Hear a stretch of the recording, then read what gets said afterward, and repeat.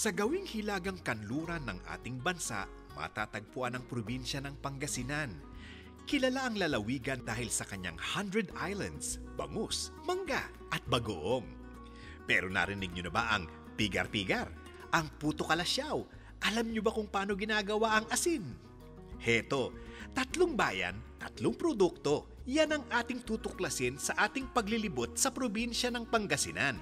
Mula pa nung panahon ng Kastila, kilala na ang Pangasinan na puok kung saan ginagawa ang asin. Kaya naman, hindi nakakapagtaka na salt making ang isa sa pangunahing industriya ng lalawigan.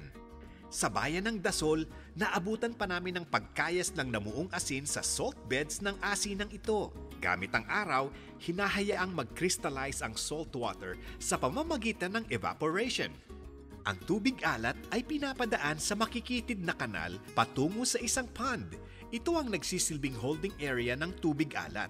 Mula rito, konting tubig lang ang padadaluyin nila sa mga salt bed. Buong araw nakabilad ang tubig alat para mag-crystallize. Kinahaponan ay pwede nang kayasin ang namuong asin. Sa proseso ng salt making na gamit ang araw, malaking bentahe ang malawak na salt bed.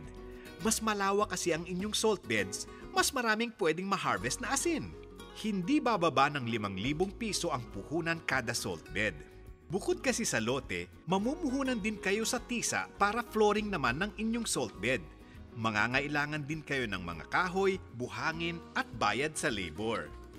Ayon sa mga salt maker ng Dasol, kaya nilang mag-harvest ng 3,000 kaban kada taon, kada 3 ektaryang asinan. Yun nga lang, paiba-iba ang presyo ng asin. At dahil umaasa sila sa araw, seasonal ang ganitong negosyo. Gayunpaman, in demand all year round ang asin, lalo na sa Pangasinan kung saan ginagamit ito sa paggawa ng bagoong at patis. Sa Dagupan City naman, hile-hilera ang mga food stalls na nagsiserve ng paboritong ulam ng mga taga rito. Walang iba kundi ang masarap na pigar-pigar. Tuwing gabi, sinasadya pa ng mga turista ang kahabaan ng Galvan Street para matikman ang Pangasinensing dish na ito. Ang pigar-pigar ay gawa sa hiniwa-hiwang karne ng baka o kalabaw. Ginigisa ito kasama ng repolyo, sibuyas, cauliflower at minsan sinasamahan pa nga ng atay ng manok o baboy. Sa halagang 60 pesos per serving, hindi nawawala ng customer ang mga pigar-pigar vendors ng Dagupan City. Sabi ng pigar-pigar makers, kung may 3,000 piso ka, pwede ka nang magsimula ng iyong very own pigar-pigar food stall. 2 gabi lang, pwede mo na raw mabawi ang iyong puhunan dahil sa lakas ng demand nito.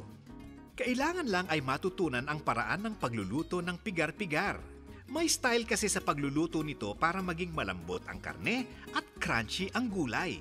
Ang limitasyon lang ng business na ito ay ang shortage ng karne ng kalabaw. Kaya kadalas ay karne ng baka ang ginagamit. Sa bayan naman ng Kalasyaw, ipinagmamalaki ng mga taga rito ang kanilang masarap na puto. Puto Kalasyaw maker ang mga magulang ni Bella Flor Pascua. Sa likod ng kanilang bahay, itinayo ang pabrika nila ng puto. Gawa sa piling-piling bigas ang puto Kalasyaw. Huhugasan ng bigas at gigilingin. Pagkatapos gilingin ay hahaluan ito ng asukal at tubig. Ilalagay sa earthen jar ng 3 araw para umalsa. Pagkatapos ay ilalagay ito sa hulmahan at i-steam cook sa loob ng 30 minuto. Pagkatapos ay palalamigin bago alisin sa hulmahan. Mura lang ang puto Kalasyaw. 60 pesos kada kilo ito ibinebenta sa mga pasalubong center na malapit sa kanilang simbahan at plaza.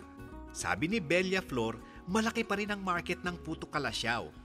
Ang challenge lang ay kung paano pahahabain ang shelf life nito dahil 3 araw lang ang itatagal nito bago tumigas at tuluyan ng masira. Nagsimula lang sa puhunang 1,000 piso sina Bella Flor. Ngayon, umaabot na sa mahigit 200,000 piso ang kanyang pinapagulong sa loob ng 1 buwan. White gold ang tawag ng mga taga-Kalasyaw sa kanilang masarap na puto. Isang testimonya na malaki ang naiambag nito sa kabuhayan at ekonomiya ng Kalasyaw.